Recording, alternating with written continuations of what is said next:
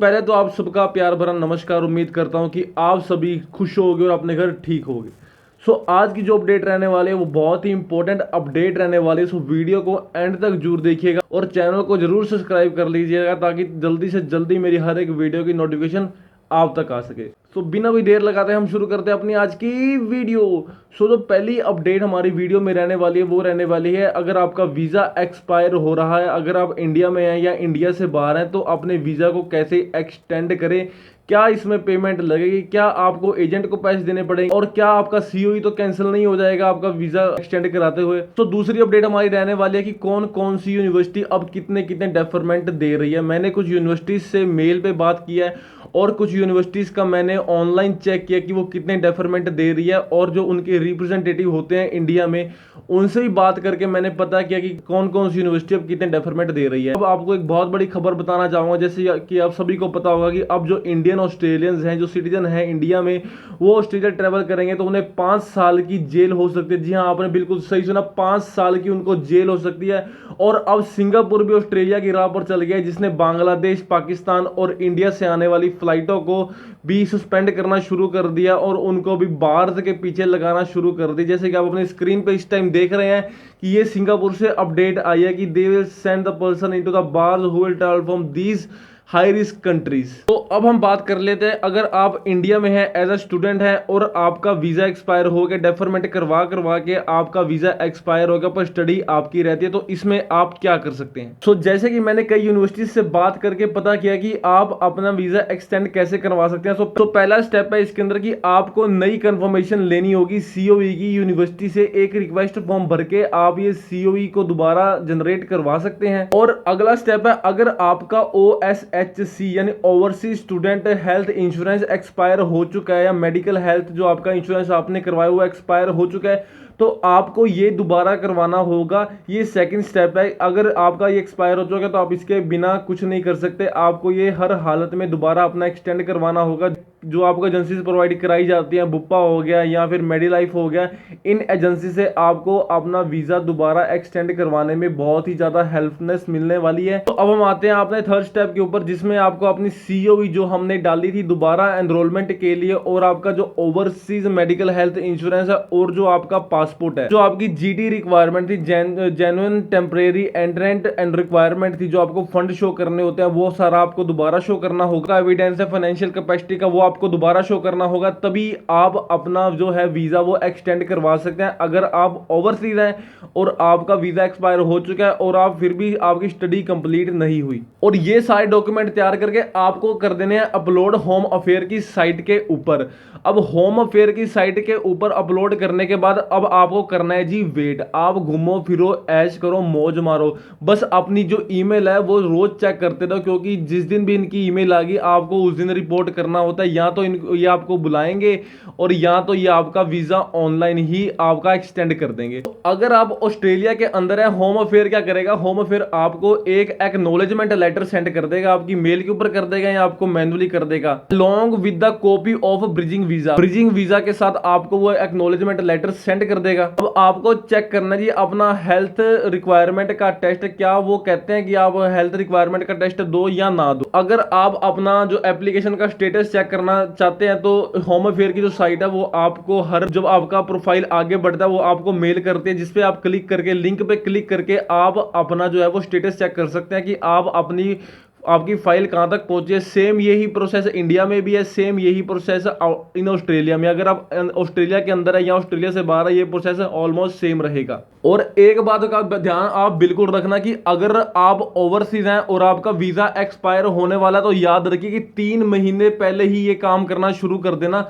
अगर इस प्रोसेस में डिले होगी तो वीजा एक्सपायर हो गया, फिर आपकी हमारी कोई गारंटी नहीं है कि अगला स्टेप उनका क्या होने वाला है। अगर आप ऑस्ट्रेलिया के अंदर है तो आप 1 महीने पहले भी ये काम कर सकते हैं, बस ध्यान रहे अगर आप इंडिया में हैं और आपकी स्टडी फिर भी रहती है तो आप 3 महीने एटलीस्ट पहले अपना सारा प्रोसेस शुरू कर दें, क्योंकि अगर ये प्रोसेस डिले हो गया तो फिर आपको पता है ऑस्ट्रेलिया की तो आज भी कोई गारंटी नहीं है और कल भी कोई गारंटी नहीं है। स्टूडेंट को आप देख सकते हैं कितना इन्होंने लटका के। तो अब हम बात कर लेते हैं अभी कौन कौन सी यूनिवर्सिटी जो है वो कितने डेफरमेंट दे रही है।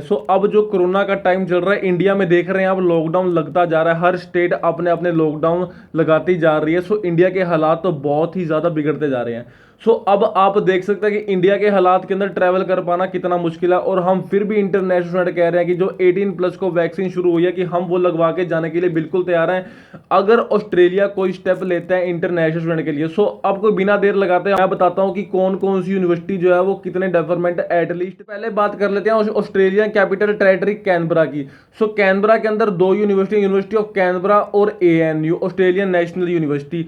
सो ये यूनिवर्सिटी जो है वो एटलीस्ट 2 डेफर तो बहुत ईजिली दे रही हैं। अगर आपका तीसरे डेफर के लिए रीजन जेन्युइन है, या आपको कोई मतलब दिक्कत हो गई है, या आपको कोई मतलब एक्सीडेंट हो गया, या आपको कोई मतलब कोई दिक्कत हो गया, मतलब समझ जाओ कैसी दिक्कत, कोई भी दिक्कत हो सकती है, अगर आपको ये हो गया तो आपको 3 डेफरमेंट मिल जाएंगे बहुत ही। अब बात कर लेते हैं ऑस्ट्रेलियन कैथोलिक यूनिवर्सिटी। ये यूनिवर्सिटी है जी NSW की। सो अब बात हो रही है वो हो रही है न्यू साउथ वेल की यानी सिडनी की। ऑस्ट्रेलियन कैथोलिक यूनिवर्सिटी दे रही है जी 3 डेफर। चार्ल्स स्टुअर्ट यूनिवर्सिटी दे रही है जी इस टाइम 3 डेफर। मैकवायर यूनिवर्सिटी और सदर्न क्रॉस यूनिवर्सिटी 2-2 डेफर दे रही हैं। अगर आपका एजेंट जो है जी वो बहुत बढ़िया तो आपको मैकवायर यूनिवर्सिटी में और सदर्न क्रॉस यूनिवर्सिटी में 2 डेफर तो बहुत ही इजीली मिल जाएंगे। सो जी New South Wales university UNSW 1 deferment दे रही है। दूसरा डेफरमेंट वो उनको दे रही है जो मतलब अपनी एप्लीकेशन डाल रहे हैं और उस अटैचमेंट के साथ कि उनका कोई रीजन है, मेन रीजन है अभी उनको डेफरमेंट चाहिए, वो ऑनलाइन कोर्स नहीं लगा सकते। सो मेरे एक सब्सक्राइबर ने मेरे को एक कमेंट में लिखा था, सर मैं अपना फर्स्ट सेमेस्टर जो है वो ऑनलाइन लगा सकता हूँ, अब मेरे पास इतने पैसे नहीं है कि मैं अपने सेकंड सेमेस्टर की फीस भर सकूं। सो मैं आपको फिर से रिक्वेस्ट कर रहा हूँ, जुलाई इनटेक बिल्कुल मत लीजिए। जो जो सोच रहे हैं कि अब हमने ऑस्ट्रेलिया जाना है तो जाना है, बिल्कुल जाना है जी, हमने भी जाना है, मैंने भी जाना है, सबने जाना है, पर आप जुलाई इनटेक मत लीजिए क्योंकि ये डूबने वाली इनटेक है। अगर आपने जुलाई इनटेक ली तो आपको डूबने से तो आप खुद भी नहीं बचा सकते। सो जी university of Sydney the hardest university in all over Australia, ये दे रही है जी 1 डेफरमेंट। सिर्फ 1 डेफरमेंट में ये स्टूडेंट्स को उतार रही है।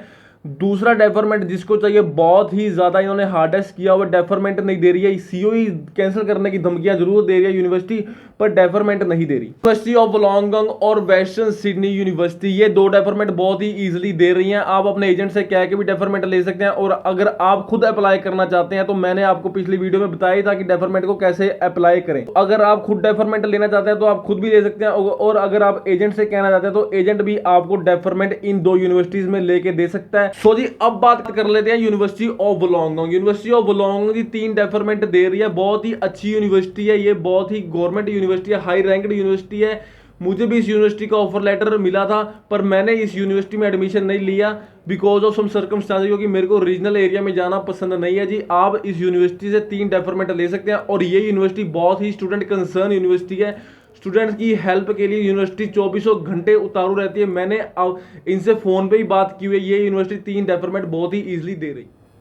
सो जी फटाफट बात कर ले। चार्ल्स डार्विन यूनिवर्सिटी दे रही है ये 2 डेफरमेंट। बॉन्ड यूनिवर्सिटी क्वींसलैंड के अंदर CQ यूनिवर्सिटी 2 डेफरमेंट दे रही है। Federation university of Australia 2 deferment दे रही है। ग्रिफ्टन यूनिवर्सिटी 2 डेफरमेंट दे रही है।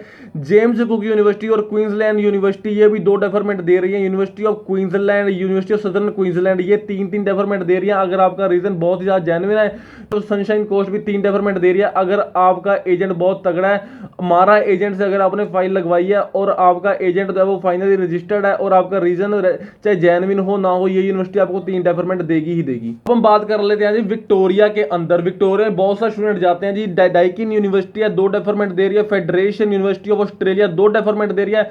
लाट्रोब यूनिवर्सिटी बहुत ज्यादा कॉस्टली यूनिवर्सिटी है, 2 डेफरमेंट दे रही है। Monash university highly reputed university 2 deferment दे रही है। RMIT यूनिवर्सिटी 1 डेफरमेंट दे रही है।